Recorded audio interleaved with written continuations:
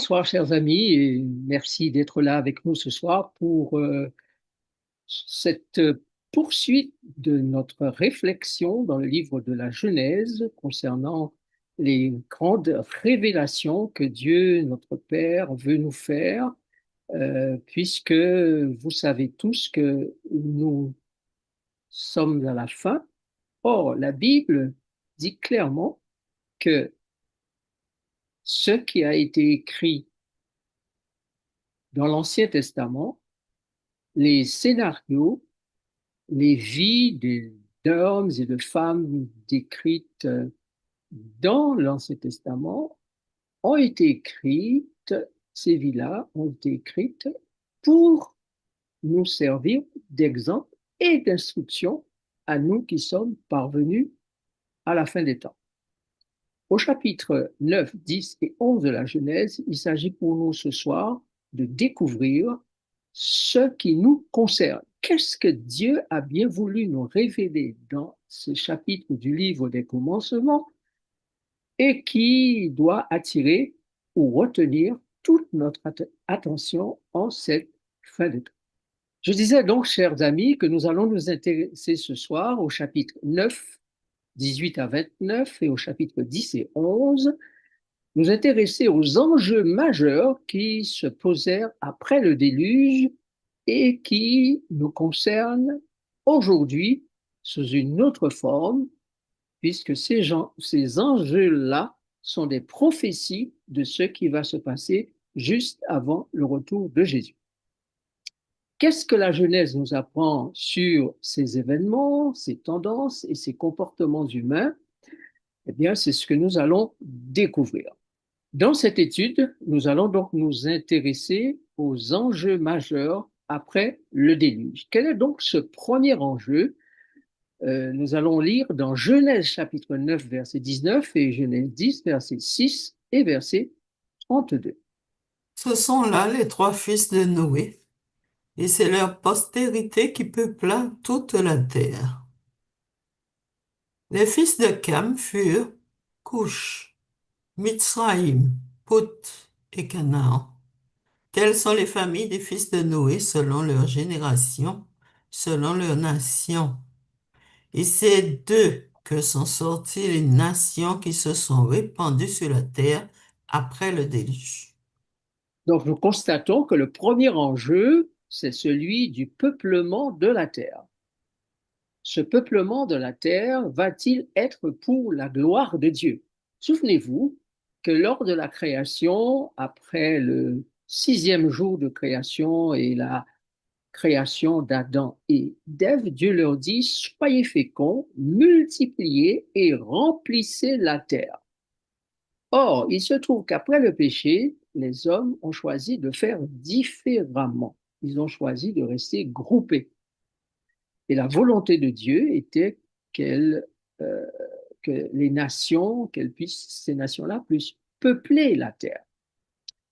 Donc, il va se passer un certain nombre de choses qui vont emmener les êtres humains à être dispersés sur la surface de la terre.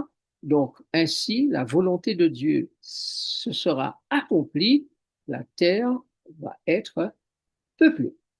Maintenant, quel type de population va repeupler la terre? Lisons dans Genèse chapitre 9, versets 24 à 27. Lorsque Noé se réveilla de son vin, il apprit ce que lui avait fait son fils cadet. Et il dit, maudit soit Canaan, qu'il soit l'esclave des esclaves de ses frères. Il dit encore, béni soit l'Éternel, Dieu de Sem, et que Canaan soit leur esclave. Que Dieu étende les possessions de Japhet, qu'il habite dans les tentes de Sem, et que Canaan soit leur esclave. OK. Alors, quel type de population la terre va voir arriver selon ce texte? Chers amis, dès le départ, Dieu qui connaît toutes choses à l'avance nous dit ce que sera la population mondiale, la population de la planète Terre. D'abord, nous pouvons constater qu'il y a des esclaves. Canaan, ou encore la descendance de Cam, va être esclave de Sem, mais aussi de Japheth, puisque Japheth se trouve habitant dans les tentes de Sem. Donc, un peuple aura un double esclavage. Donc, première chose, des esclaves. Mais vous remarquez aussi que dans le texte, au verset 26, il est dit, béni soit l'Éternel, Dieu de Sem. Ça veut dire qu'on aura une catégorie de personnes qui vont aimer Dieu, aimer le nom de Dieu et faire en sorte que ce nom-là ne se perde pas. Et puis, il y aura une troisième catégorie, ce sont ceux qui s'occupent de posséder. Que Dieu étende les possessions de Japheth. Et cette expression-là nous montre bien qu'il va y avoir un type de personnes conquérantes, des conquérants, oppresseurs, colonisateurs, etc. Ben, ces gens-là vont vouloir absolument étendre leur domination, leur possession terrestre. Et c'est ainsi que nous pouvons d'ores et déjà constater, grosso modo, qu'il y aura trois types de populations peuplant la Terre. Donc, ceux qui sont spirituels ou croyants, qui aiment le nom de Dieu, d'accord, numéro un. Numéro deux, ceux qui sont euh, dominateurs, possesseurs, écrasant les autres, méprisant les autres, avec leur esprit de conquérant, n'est-ce pas? Et puis on peut dire qu'il y a aussi ces gens-là sont conquérants, matérialistes, on peut les appeler, qui rêvent de voyage, de conquête, et qui met en esclavage ceux de Canaan. Et puis on aura les esclaves eux-mêmes. Voilà. Or, quand on regarde la planète Terre dans son histoire, c'est ce que l'on découvre, c'est ce que l'on voit, c'est ce que la géographie nous enseigne, c'est ce que l'histoire nous enseigne. Donc, Dieu, qui connaît toutes choses, nous avait déjà donné les trois grands types de populations que nous aurions sur cette planète Terre. Donc, on peut dire qu'on aura eu les maudits comme Canaan destinés à être doublement esclaves, les bénis ayant pour richesse principale l'Éternel et les matérialistes qui se procurent toujours plus d'espace, qui veulent conquérir toujours plus d'espace, et alors qu'à leur porte, eh bien, beaucoup de gens meurent de faim, sont dans un esclavage tel et euh, dans une indignité telle, c'est pas leur préoccupation. Posséder, conquérir, dominer, c'est leur préoccupation. Le premier enjeu, on constate bien, c'est la population de la Terre, le type de personnes qui vont peupler la planète Terre. Serait-ce en faveur de la gloire divine? Serait-ce contre le nom de Dieu? Eh bien, l'histoire nous l'a révélé et nous le révèle encore. Deuxième enjeu, nous avons là à parler d'économie, d'impact sanitaire, spirituel, mental et social. Nous avons Genèse chapitre 9, versets 20 et 21. Que nous dit, que nous dit ce texte? Noé commença à cultiver la terre et planta de la vigne. Il but du vin, s'enivra et se découvrit au milieu de sa tente. Noé quitte le déluge avec sa famille, il quitte l'arche avec sa famille, et les réserves de l'arche sont probablement terminées, et Noé doit cultiver la terre. Et Noé plante de la vigne. Et cette plantation de vigne va donner du bon vin, et Noé se met à boire du vin certainement fermenté, et il se découvre au milieu de sa tente. Donc l'humanité a toujours eu des problèmes avec le manger et le boire. Mais après le péché, après le déluge, on constate que la transformation des produits de la nature donne en particulier pour Noé de l'alcool, du vin fermenté, qui va causer un certain nombre de troubles dans la famille de Noé, dans la société de l'époque, et cela va continuer à travers les âges. L'alcool, le vin, les boissons fermentées, eh bien, vont être des causes de destruction de familles, de sociétés humaines, de vies enlevées, de brisées, des relations humaines affectées. Et ce produit-là va être la cause, quand il s'agit du contexte de la famille de Noé, la cause d'une terrible malédiction pour Canaan.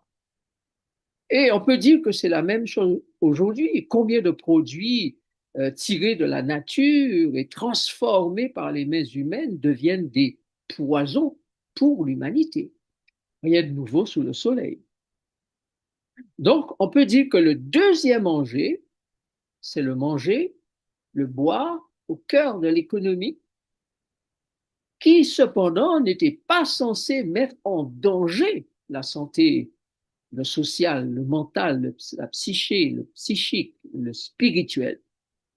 Mais c'est ce qui va arriver. La façon de se nourrir, la façon de manger et de boire, Dieu prévoit déjà que cela va affecter les populations humaines. Maintenant, troisième enjeu, la nudité sexuelle des personnes, une source d'immoralité et de malédiction. Voyons voir ce que nous en dit la Bible dans ces chapitres et versets. Genèse 2 d'abord, verset 25. Genèse 2, verset 25, l'homme et la femme et sa femme étaient tous deux nus et ils n'en avaient point honte. Voilà.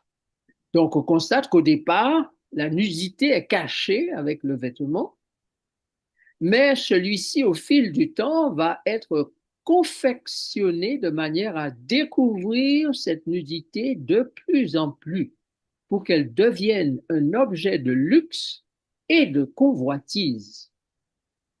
Et dès le départ, Dieu donne à son peuple des directives concernant la nudité. Dieu, ce qui est soucieux de la pureté et de la sainteté de son peuple, donne une certaine manière de gérer la nudité dans le service du sanctuaire en particulier. Mais dès le jardin d'Éden, la Bible nous dit qu'il sacrifie les animaux et la peau des animaux sert à couvrir nos premiers parents qui sont nus. Mais écoutez ce que Dieu dit à Moïse. Fais-leur des caleçons de lin pour couvrir leur nudité. Ils iront depuis les reins jusqu'aux cuisses. Aaron et ses fils les porteront quand ils entreront dans la tente d'assignation ou quand ils se rapprocheront de l'autel pour faire le service dans le sanctuaire. Ainsi, ils ne se rendront point coupables et ne mourront point. À ce point, je termine la citation, je cite, c'est une loi perpétuelle pour Aaron et pour ses descendants après lui. Donc, en termes de nudité, Dieu avait prévu que ses serviteurs dans le sanctuaire s'habillent d'une certaine manière, de façon à ce que quand ils vous montraient les marches de l'autel des sacrifices dans le parvis, eh bien, on ne puisse pas voir leurs cuisses, leurs fesses, leur nudité. Maintenant, Dieu dit que c'est une loi perpétuelle. Qu'en est-il de cette loi aujourd'hui? Regardons le verset 21 du chapitre 9. Alors il but du vin, s'enivra et se découvrit au milieu de sa tente. Est-ce que la nudité a une cause? Oui, ici pour Noé, c'est l'ivresse qui cause la nudité. Maintenant, regardons Genèse 3, versets 10 et 17. Verset 10, il répondit, j'ai entendu ta voix dans le jardin et j'ai peur parce que je suis nu et je me suis caché. Verset 17, il dit à l'homme, puisque tu as écouté la voix de ta femme et que tu as mangé de l'arbre au sujet duquel je t'avais donné cet ordre, tu n'en mangeras point, le sol sera maudit à cause de toi. C'est à cause de peine, à force de peine, pardon, que tu en tireras ta nourriture tous les jours de ta vie. Donc, vous constatez, chers amis, comme moi-même, que le péché a découvert la nudité de nos premiers parents et causé la malédiction du sol. L'ivresse découvre la nudité de Noé et entraîne la malédiction de Canaan. Cela veut dire que quand les individus n'ont plus de respect pour les directives et les lois divines, plus de respect pour eux-mêmes, cela conduit à un non-respect de Dieu et de sa loi. Cela va affecter l'environnement, affecter les relations humaines, générer le non-respect du prochain créé à l'image de Dieu.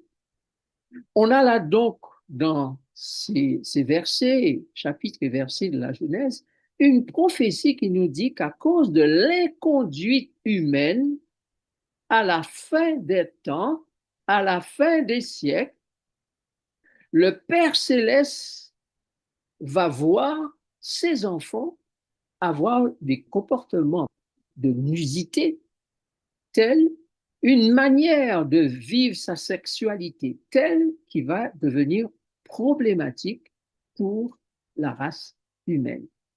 Et nous voyons aujourd'hui comment la, la sexualité de la femme, de l'homme, est devenue aujourd'hui et l'immoralité et les déviances de toutes sortes n'ont cessé de croître au sein de l'humanité.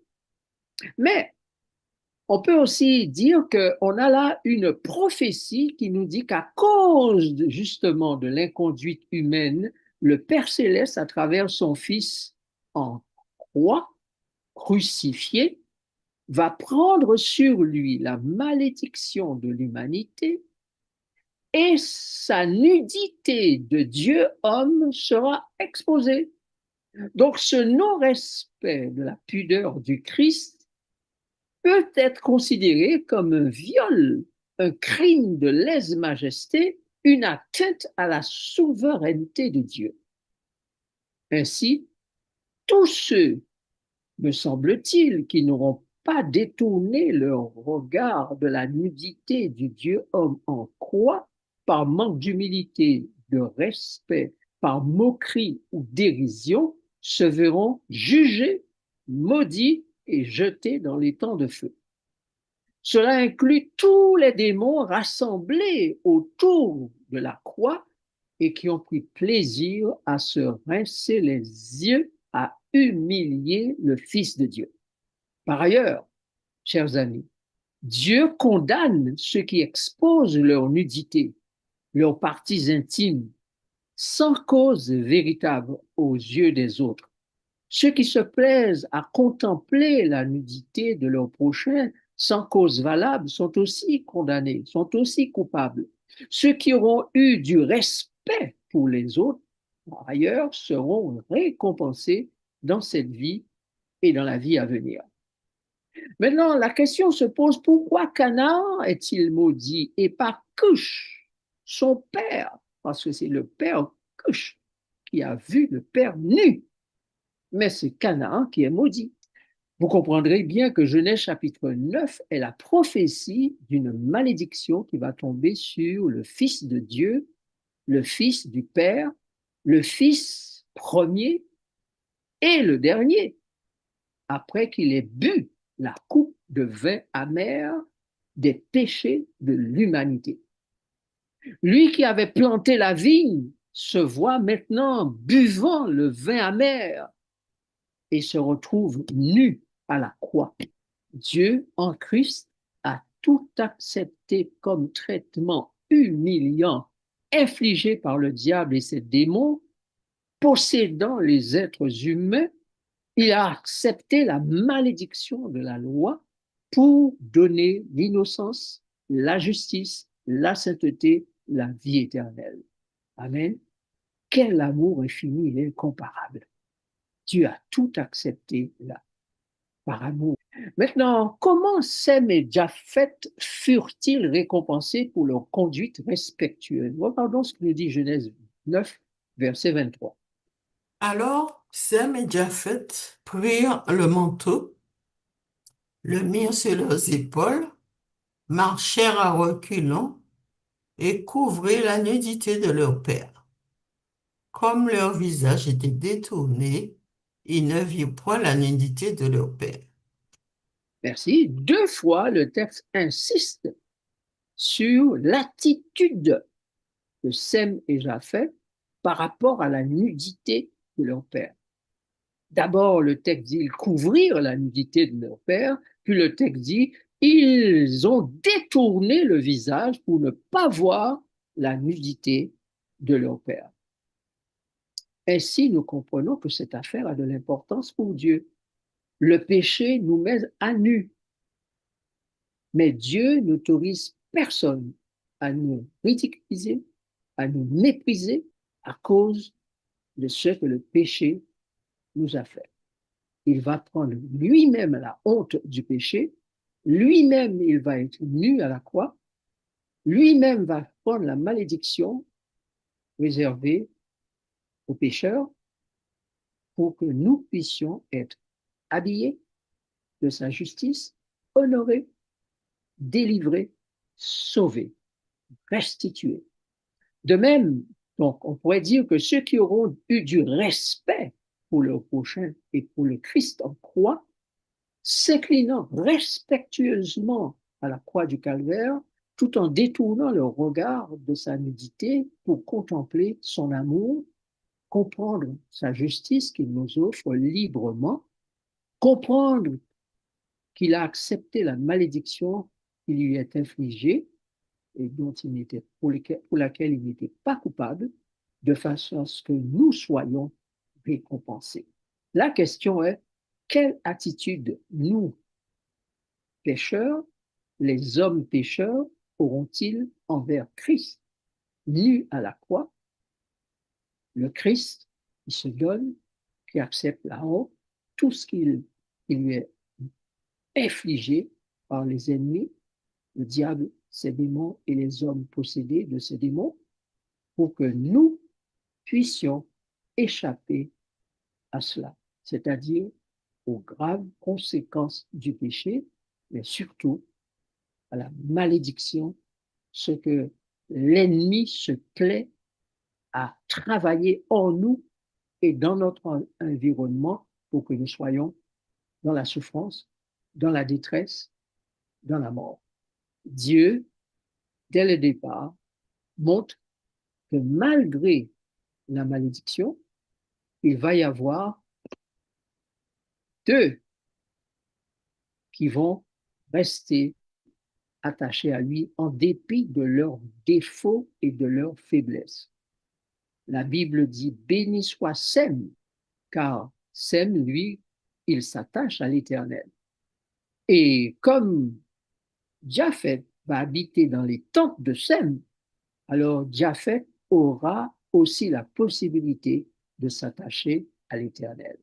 Et plus tard, nous verrons que même Canaan, après avoir été maudit, va recevoir de grandes bénédictions de la part de Dieu, puisque la terre de Canaan sera repeuplée par le peuple de Dieu, les Hébreux, les Juifs sortis d'esclavage d'Égypte, qui vont éliminer ce que Dieu aura jugé comme n'étant pas digne de rester dans ces terres-là, et être une lumière pour les autres qui auront été dignes.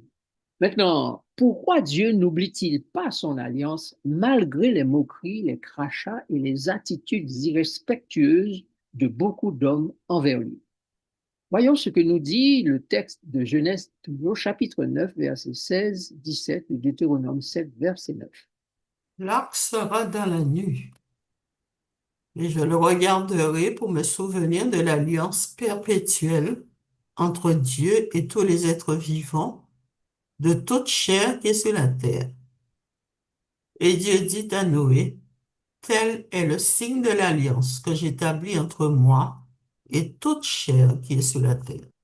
Sache donc que c'est l'Éternel ton Dieu qui est Dieu.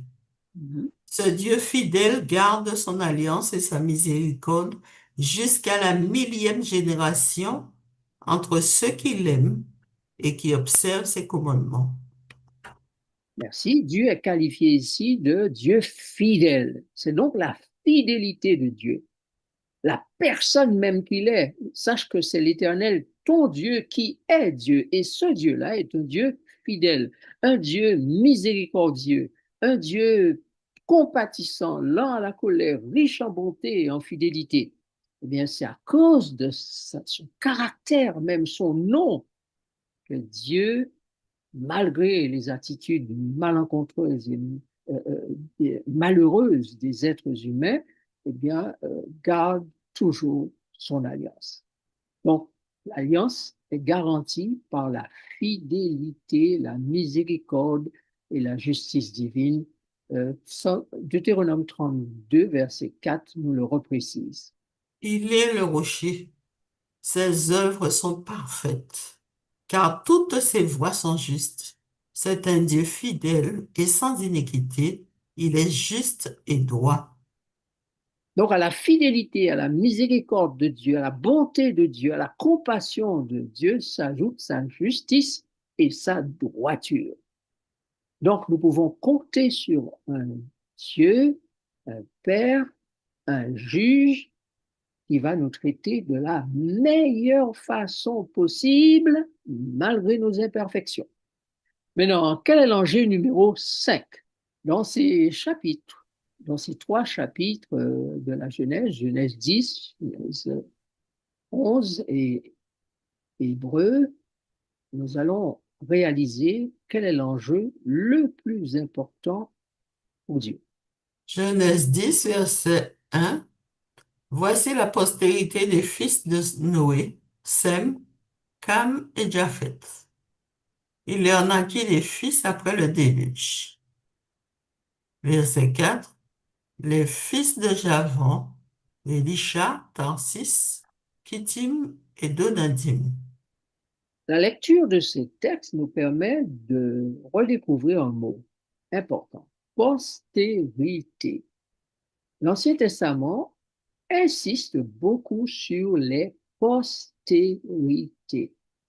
Nous comprenons donc que Dieu a l'intention de garantir une postérité pour l'éternité.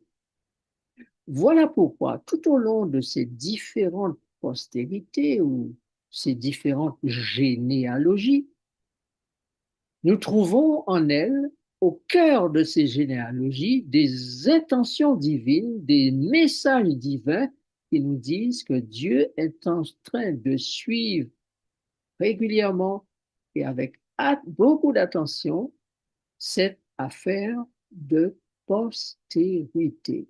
D'ailleurs, il promet une postérité à Abraham, il promet une postérité à Jacob, il promet postérité après postérité dans les Écritures à différents individus jusqu'à ce que nous soyons arrivés à la postérité des postérités, c'est-à-dire Christ.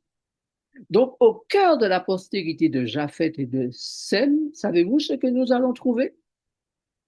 Il va se retrouver deux personnages qui annoncent les intentions divines.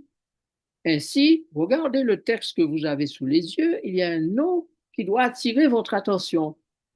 Elisha. Son nom signifie Dieu de celui qui vient. C'est la véritable signification de son nom. Dieu de celui qui vient. Donc, il y a une information capitale. Il y a un Dieu qui va envoyer un autre Dieu. Et nous allons voir tout à l'heure que dans la Bible, Dieu l'exprime même ainsi. Et puis, nous trouvons aussi dans la postérité de Sem, Abraham, qui signifie père élevé ou père d'une multitude, comme Dieu lui-même sera le père d'une multitude. Et cette multitude-là, elle sera garantie par une postérité qui lui sera donnée d'avoir dans ce monde Christ. Galates chapitre 3 nous dit clairement que la postérité, c'est Christ. Et puis, Apocalypse 12 nous dit que la femme enveloppée du soleil, la lune sous ses pieds, 12, une couronne de 12 étoiles, cette femme-là donne naissance à ce fils, cette postérité. Et puis, que cette même femme va avoir beaucoup d'autres enfants qui sont appelés les restes de la postérité. Certes, elle va devoir avoir certaines grosses difficultés avec le dragon à cause de ses maternités, mais Dieu s'occupe d'elle pour que tous ses enfants naissent et que ce soit des enfants qui donnent naissance à des enfants jusqu'à ce que Dieu ait sa famille, cette multitude. Voyez-vous? Donc, la Genèse nous rassure et nous dit, ne vous inquiétez pas, Dieu s'occupe de la postérité. Ça, c'est l'enjeu numéro 5 ou 4 et 5, on peut les mettre ensemble. D'accord? Maintenant, voyez comment Dieu confirme cette vérité qu'il avait déjà annoncée par le terme, le nom Élisha dans la Bible, dans Hébreux chapitre 1, versets 8 et 9. Mais il a dit au Fils, ton trône, ô Dieu, est éternel. Le sceptre de ton règne est un sceptre d'équité. Tu as aimé la justice et tu as haï l'iniquité. C'est pourquoi, ô Dieu, ton Dieu t'a oint d'une huile de joie au-dessus de tes égaux. Alors, vous, étudiants de la Bible, vous savez que là, le Père est en train de s'adresser à son Fils et il l'appelle Dieu. Or, Genèse chapitre 10 nous dit Élisha, Dieu de celui qui vient. Et le Dieu, Père éternel, eh bien, dit à son Fils, voilà, tu es celui qui est venu, tu as gagné, eh bien maintenant, tu vas retrouver la gloire. Le sceptre de ton règne est un sceptre d'équité, tu as aimé la justice, tu as haï l'iniquité, c'est pourquoi, ô Dieu, ton Dieu t'a oint d'une huile de joie au-dessus de tes égaux. Ainsi, le futur prêtre est déjà annoncé depuis la Genèse. Dieu place au cœur de cette humanité souvent décevante un signe, une représentativité de son amour immense, salvateur, inébranlable.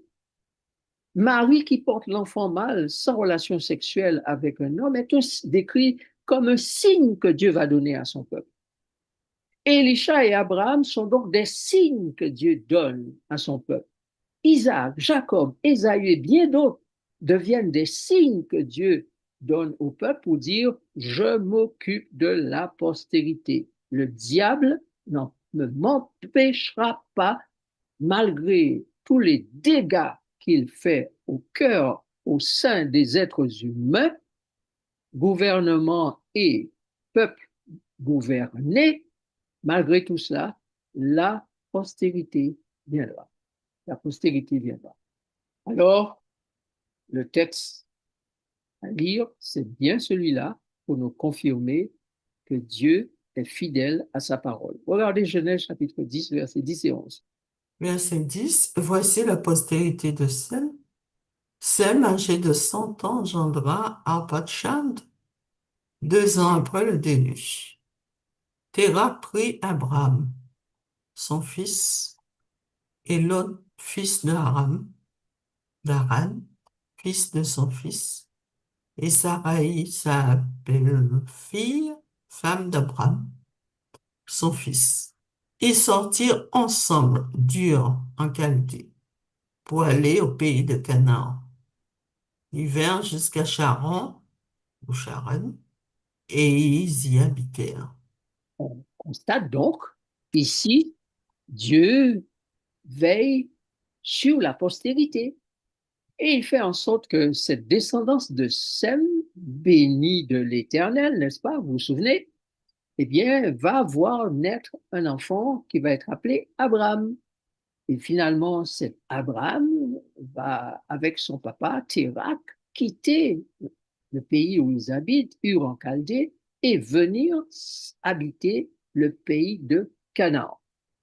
Et là, Abraham sera le messager de Dieu pour assurer la postérité. Dieu lui dit, tu auras un fils. Dieu aura toujours donc eu un fils, des fils, Papa. un groupe qui honore son nom à travers les siècles, à travers les âges, malgré les ténèbres spirituelles qui plongent l'humanité dans un obscurantisme spirituel profond. Dieu va garantir que la lumière ne s'éteigne pas. Maintenant, cet obscurantisme existe encore aujourd'hui, mais malgré cela, Dieu fait une promesse formidable. C'est ce que nous trouvons dans le livre du prophète Ésaïe. Il dit, les ténèbres couvrent la terre et l'obscurité les peuples, mais sur toi, sa gloire apparaît. Sur toi, sa gloire se lève. Des nations marcheront à ta suite.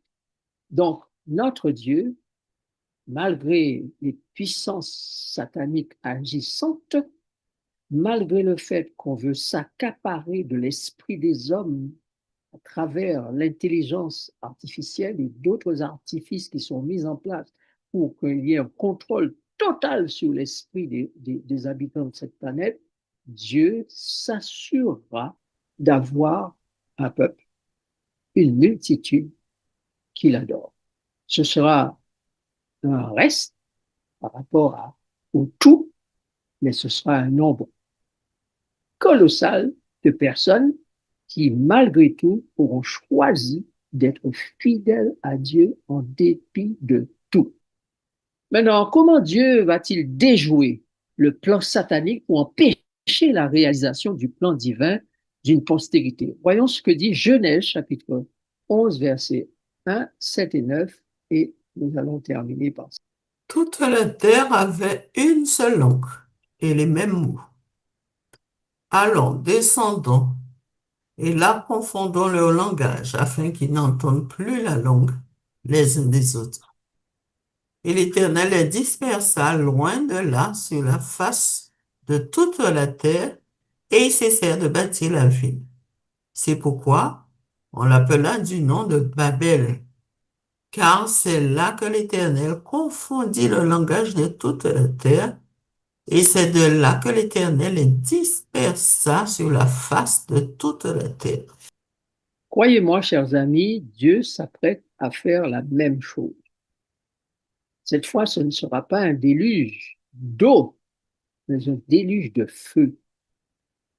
Dieu s'apprête encore une fois de plus à confondre la langue des hommes, parce qu'aujourd'hui, on veut mettre en place une seule religion, un seul gouvernement et une seule chose que les hommes comprennent, l'intelligence artificielle. C'est elle qui va parler à tous les hommes, qui va instruire les enfants, les gamins. Bientôt, l'école, je ne sais pas ce qui va arriver au système scolaire, mais alors, avec l'intelligence artificielle qui va des millions et des milliards de fois plus vite en termes de vitesse de réflexion que le cerveau humain, il se trouve que la race humaine est en danger. Et la préparation du peuple de Dieu est aussi en danger. Mais le texte biblique avait déjà prévu tout ça. La science, la préscience divine avait déjà prévu tout ça. Et il dit, il séduirait, s'il était possible, même les élus. Alors, comme au commencement, le diable s'est servi du manger et du boire pour perdre la race humaine, euh, il s'est servi de l'économie, il s'est servi de la santé, de la communication doublée de philosophies, d'approches diverses, de domination. Eh bien, il va encore utiliser toutes ces choses-là et il va rassembler autour de lui dans le monde, dans ce que la Bible appelle une ville, une organisation qui s'est appelée Babel et qui aujourd'hui s'appelle Babylone, en construisant donc une tour, un nouvel ordre mondial pour défier Dieu. mais cela sera vite suivi de confusion et de déstructuration par la destruction soudaine par la main de Dieu lui-même de ce projet antédiluvien et de ce projet contemporain. Pour ce qui nous concerne, Dieu est descendu une première fois dans la personne de son Fils, le Fils de l'homme, Jésus. Ce même Jésus apparaîtra une seconde fois et le monde entier sera dans la confusion, sauf ceux qui l'attendent pour leur salut. Babylone tombera, d'après le texte d'Apocalypse, chapitre 14, verset 7 et verset 8 en particulier, mais elle a déjà commencé à tomber. Sa chute est maintenant précipitée. La bonne question, chers amis, est de savoir où serai-je? Où seras-tu quand Dieu interviendra puissamment pour confondre, pour détruire? Nous serons-nous placés dans le bon camp? Aurons-nous eu le don de l'esprit pour discerner le vrai du faux?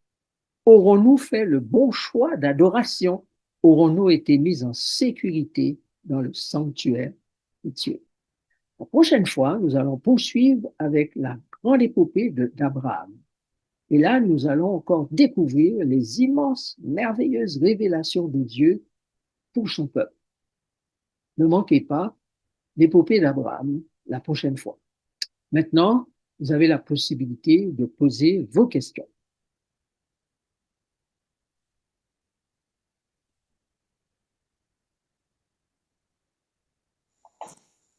Déjà, il y a une question dans le chat. Qui est Javan et qui est Cush? Javan, c'est le terme qui signifie Grèce. Alors, les Grecs sont donc ses descendants, comme nous l'avons vu tout à l'heure, comme nous avons cité les différentes lignées.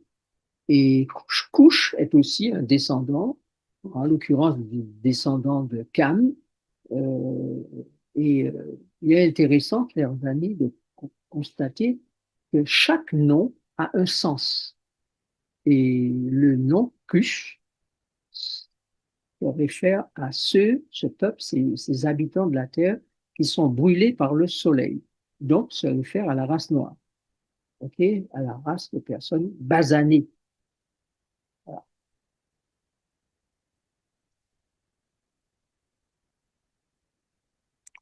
S'il y a d'autres questions?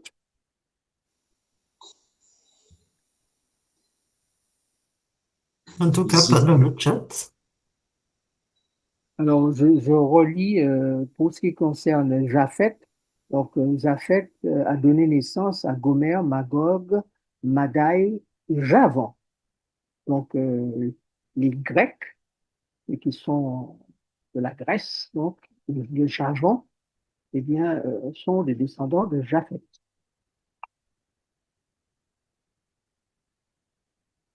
Voilà. Eh bien, s'il n'y a pas d'autres questions, nous allons prier et ce sera donc au La prochaine rencontre sera le deuxième mardi du mois de juin.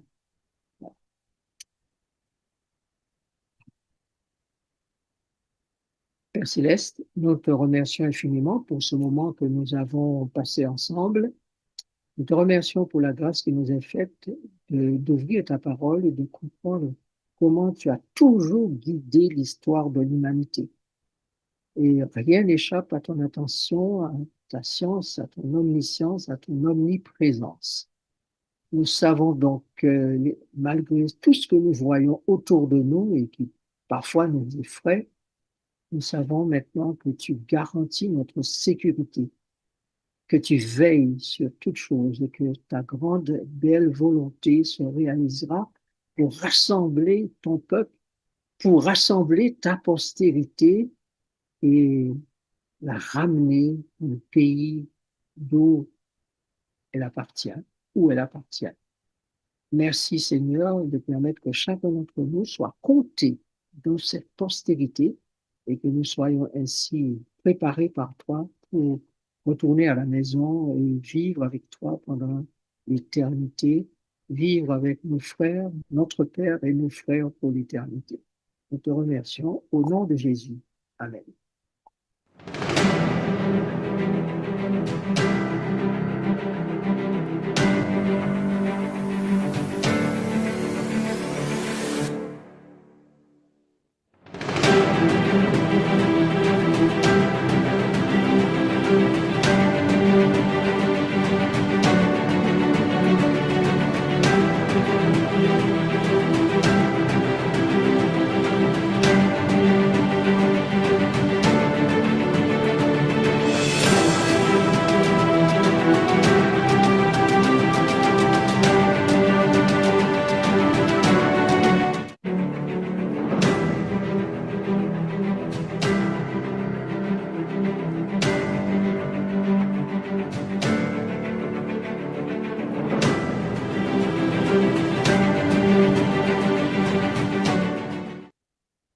Voilà, eh bien, merci, chers amis, d'avoir été en notre compagnie ce soir. Nous vous souhaitons une bonne soirée ou une bonne nuit, fin de nuit, si vous nous écoutez au loin sur le YouTube. Nous vous remercions d'avoir été avec nous, parmi nous.